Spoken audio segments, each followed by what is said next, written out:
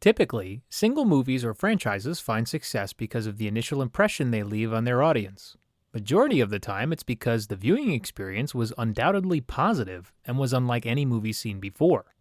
This movie itself is no stranger to that kind of response when it comes to its history.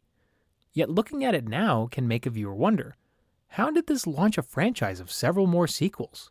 It really is baffling after seeing this film because apparently it was a big hit and launched Peter Sellers, one of the co-stars, into Hollywood stardom. Somehow though, this film is hardly the laughing riot it's declared to be, as it is remarkably tedious in its execution from veteran filmmaker Blake Edwards.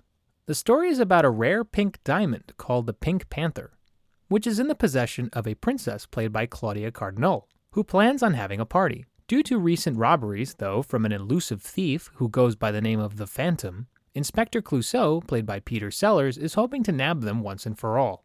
The screenplay was written by Maurice Richlin and co-written by Blake Edwards, and somehow doesn't make much of a difference. Sadly, for whatever positive there is to mention about the film, there's an equal negative about it. Blake Edwards' direction on the story is very slow for a crime comedy.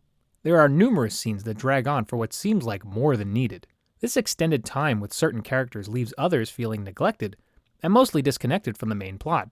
Unfortunately, this leads to probably the biggest surprise. The comedic elements are just not that funny.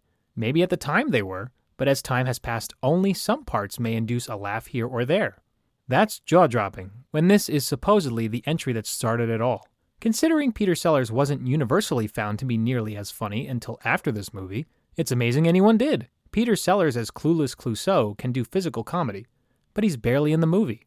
Understandably so, since he was not ultimately the main star until after the release. But still, how did anyone find Sellers' performance hilarious if he was barely in it? That's not to say the acting isn't good. Far from it.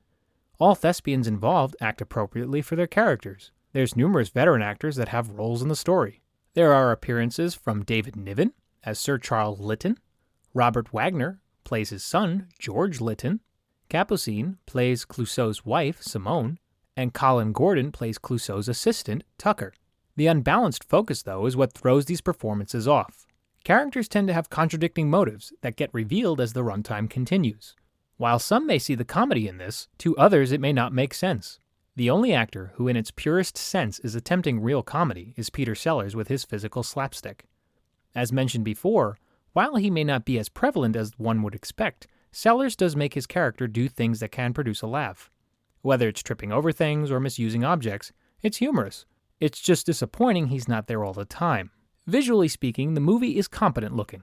Handling the camera was Philip H. Lathrop, who knew Blake Edwards as well. What perhaps came to be the most recognizable aspect of this film was the music composed by Henry Mancini. The sound of the score is probably one of the most fitting loungeabout melody types one could hear.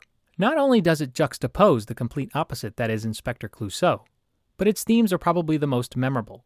Mancini's orchestrations are highlighted with piano, saxophone, and what appears to be the accordion, which is rare for film music. Too bad the rest of the film couldn't be as unique. Either it's just that time hasn't been nice to the jokes in this film, or clearly no one had ever seen a comedy before when the film first came out. It's astonishing that this was the movie that created the franchise fans enjoy so much. While the slapstick from Sellers is enjoyable, he's not a huge spotlight to the experience. The pacing drags far too long in varying spots. Many of the jokes don't produce laughter, and character motives are confusing. Music is really the only thing a viewer can count on 100%.